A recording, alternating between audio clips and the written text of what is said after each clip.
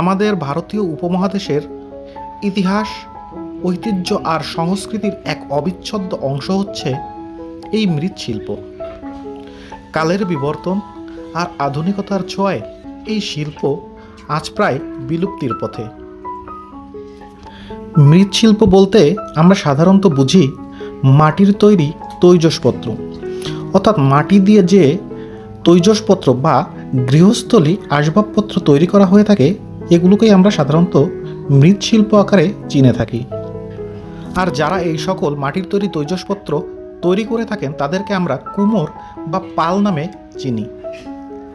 বর্তমান প্রজন্মের কেউই আর শিখতে চায় না এই মাটির তৈরি তৈজসপত্র তৈরির কাজ। তাই দিন দিন হারিয়ে যেতে বসেছে আমাদের ইতিহাস ও ঐতিহ্যের সাক্ষী এই মৃৎশিল্প। বংশ পরম্পরায় এখনও যারা এই পেশাকে বা এই শিল্পকে টিকিয়ে রেখেছেন তারাও নানাবিধ সমস্যায় জর্জরিত।